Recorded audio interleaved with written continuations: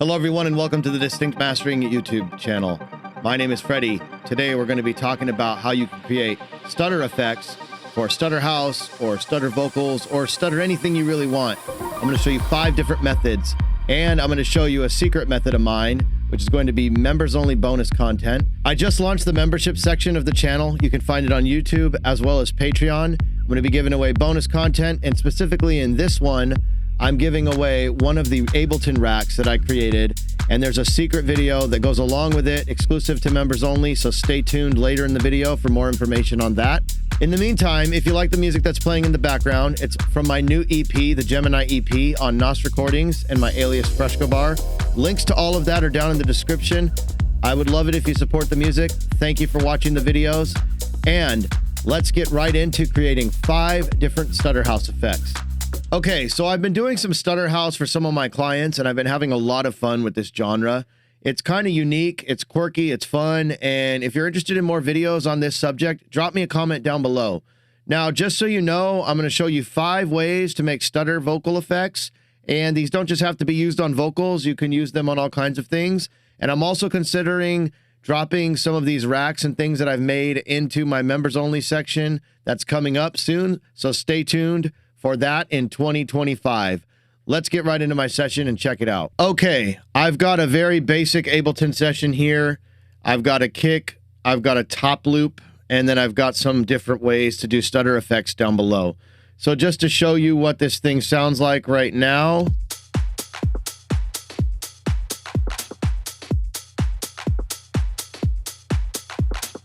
Nothing special, but it's just to give you an example of what we can do here. So just to give you an idea, with stutter house, you want some very long, sustained vocals, and you could stutter synths, whatever. But, you know, we're going to use this vocal as an example, so I'm just going to play it for you. So you're going to be hearing this throughout my examples.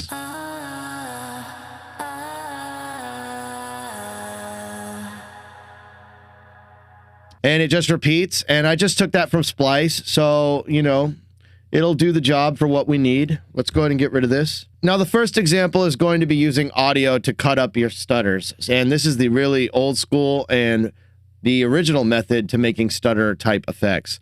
So really what you do is you just slice up the audio. As you can see here, I just did it on grid. I'm at 1/64th, and you could see I just literally went through and cut that up. And over here, I went to a 16th. They're a little bit bigger. So what you could do is you could make the grid bigger. I'm just hitting Command 2 or Command 1 to make it smaller. And I have a very cool video on Ableton shortcuts. There's 2 parts to that. I'll leave you links to both of those down below so you can get caught up on your Ableton shortcuts. But you basically just run through and you just cut it up. And what that allows you to do is basically get the old school glitchy style stutters. So let's take this back. And I'm going to mute that. And you can see that if you just change it up, you can get different tones and things like that.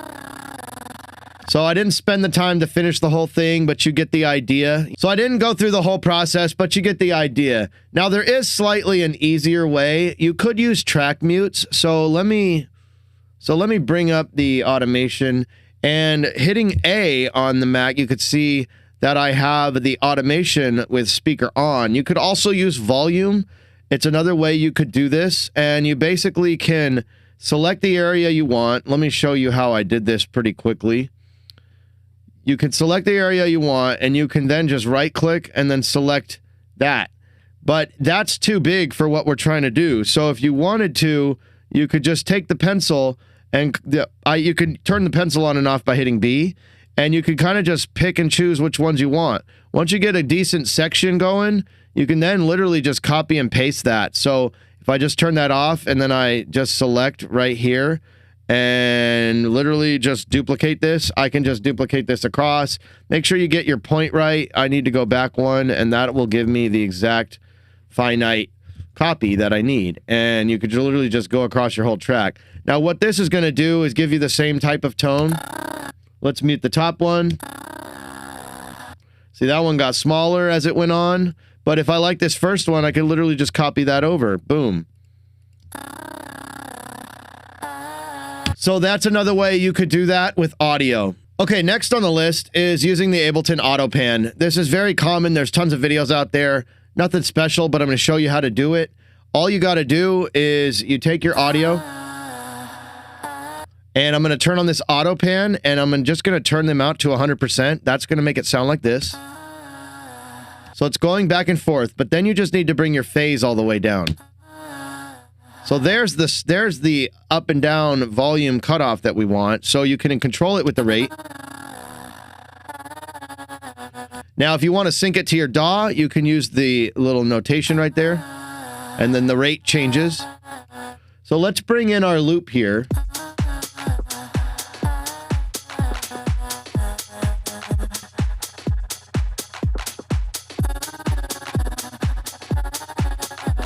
Now, you could automate the sync rate. You see here how I have the automation on. So say I wanted to change the sync rate up a little bit. Let's say I want to take this one to 124 and bring this to a 16. So that's another thing you could do. You could change the shape. And you could just play around with some of the different things like the offset to get different tones. I still like doing it with hertz because then you could kind of like automate that as well, and you get something more along the lines of this. So you could do something more along the lines like this.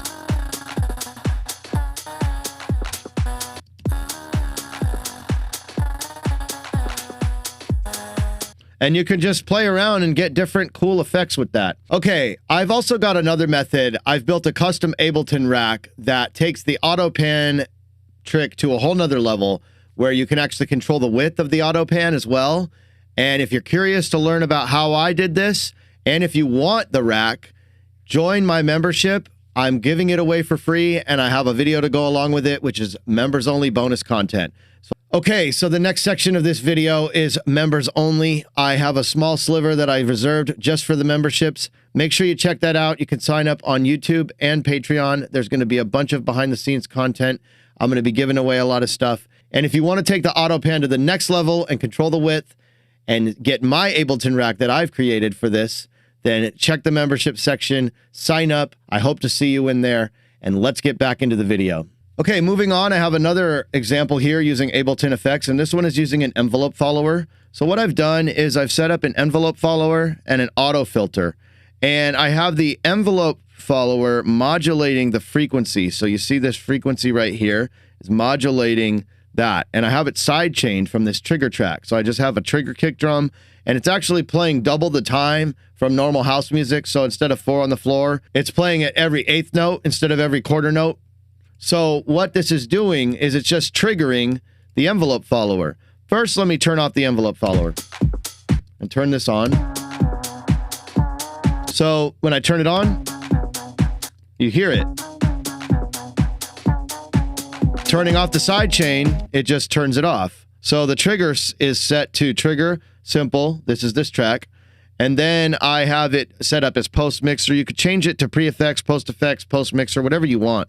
And then you just basically map this to the frequency, just like that. Now you can play with the gain.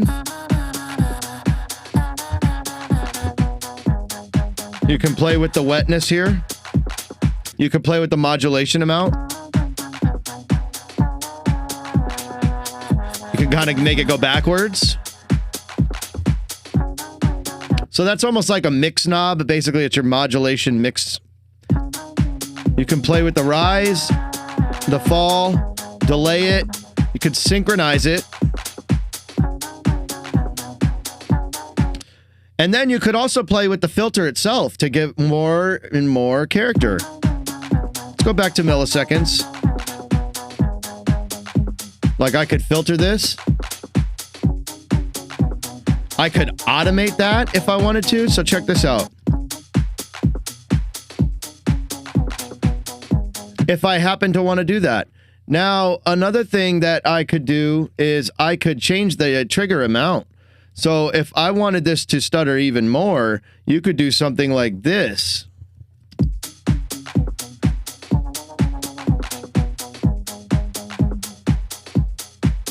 And so there's a lot of things you could do because now you're controlling your stutter with just basically MIDI.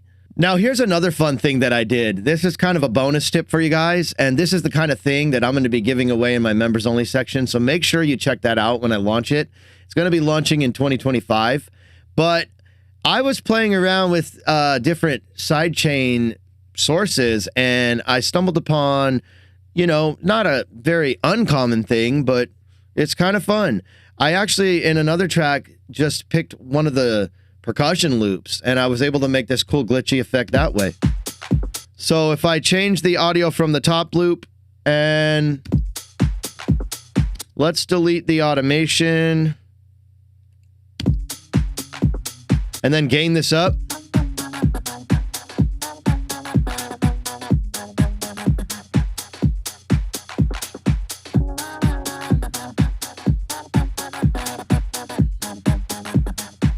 And you get a different pattern. It's whatever pattern your loop that's feeding it is going to be. So I think I've tried it with shakers. I tried it with top loops. I tried it with lots of different things.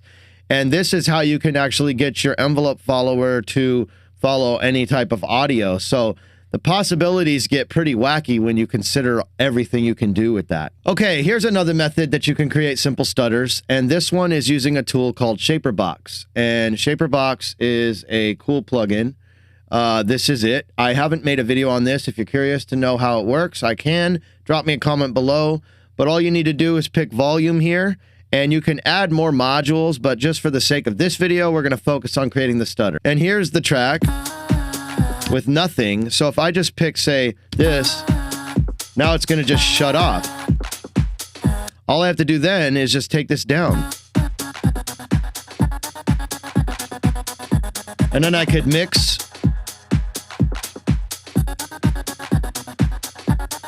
What's cool about ShaperBox is I can create my own type of shape.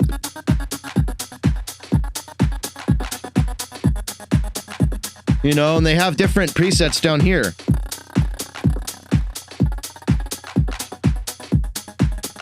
And then you could automate the rate, same thing. So lots of ways to get to the same result. And finally, I'm going to show you another cool way to do it with Serum. So basically, let me load up SerumFX. Now, this is the module that comes with Serum, but this is just the effects module. And what we're going to do here, this is an interesting one. Let's mute this, bring this on. So what we're going to do here is we're going to use the noise. We're going to turn on the noise, and we're going to hit note latch. And that's going to bring the audio in from the track. And we're going to use an LFO. It's basically just like using the ShaperBox, but just doing it within the synth. And all we have to do is automate the level. We're going to bring the level down and turn this up. Now I have all the controls of this LFO.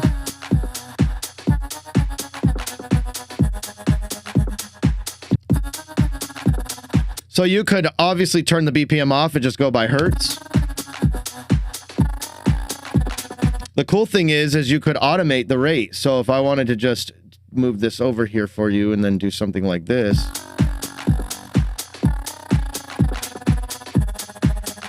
You get a lot of control this way. Another thing you could do is you could take another LFO and then automate, say, the sustain or any other parameter.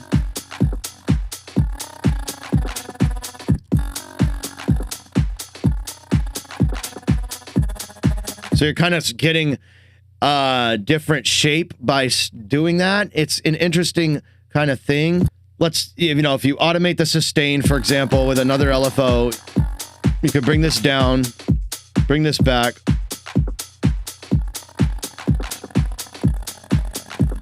So now,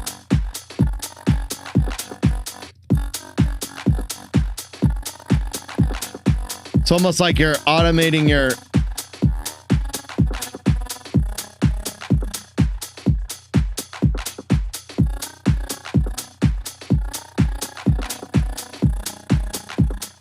So that was 5 different ways to create stutter vocal effects or just stutter effects in your music. You could use it for Stutter House. You could use it for all kinds of things. Been having a lot of fun with this Stutter House stuff. It's really quirky. I've been getting to play with a lot of different types of synthesis that I wouldn't normally do for, say, house or tech house. So if you're interested to learn about that, drop me a comment below. Okay, I hope you found that very useful. If you want to learn about the custom rack that I've made to control the width with another Ableton tool on the Auto Pan trick, make sure you check out the membership section. If you found this video useful and helpful, please consider subscribing. I really do appreciate your support. The memberships help support the channel, and I'm just getting it going, so I'd love to hear what you guys want to know more about. Hit that like button, subscribe, bell notification will keep you up to date. My name is Freddie from Distinct Mastering, and I will catch you on the next one. Peace.